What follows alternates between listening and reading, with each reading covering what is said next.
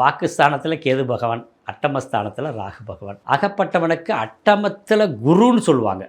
ஆனால் ராகுவை போல் 8ல் இருக்கும்போது கெடுக்கக்கூடிய பலன் வேறு யாருக்குமே இல்லை. அதனால் உங்களுக்கு 8ஆம் இடத்துல இருக்க ராகு உங்கள் தலைவலியும் பின் மண்டை அது சார்ந்த வலியும் ஏதேனும் ஒரு சிறு சிறு நோய்களையும் கொடுத்து துன்பத்தை அதில் கொடுத்து பணத்தில் இன்பத்தை கொடுப்பான், குடும்பத்தில் துன்பத்தை கொடுத்து குழந்தைகளால் இன்பத்தை கொடுப்பார். இப்படி மாறி மாறி உங்களுக்கு பலன் வருது.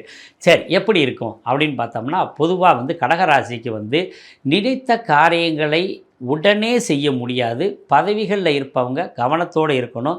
இடமாற்றம் பண்ணணும்னு நினைக்கிறவங்க இடமாற்றம் பண்ணிக்கலாம். வேலையில் தடுமாற்றம் உண்டு. பேசுவதினால் பிரச்சனைகள் ஏற்படும். 2ஆம் இடம் குடும்பஸ்தானம் எப்படி இருக்குது? குடும்பஸ்தானமும் உங்களுக்கு சுமாரான அமைப்பு. ஆனால் வெளிநாட்டில் வரக்கூடிய பண வருவாய் சூப்பராக இருக்கும்.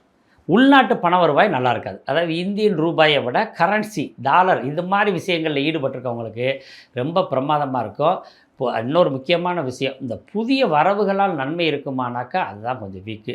அதாவது கடகராசி வீட்டில் திருமணத்துக்காக யாராக காத்துக்கிட்டு இருந்தாங்கன்னா நீங்கள் பொண்ணு மாப்பிள்ளை பார்க்காதீங்க, மற்றவங்க பார்க்கட்டும். ஏன்னா கடகராசிக்கு மூலியமாக குடும்பத்தில் புதிய உறுப்பினர் சேர்க்கை இல்லை.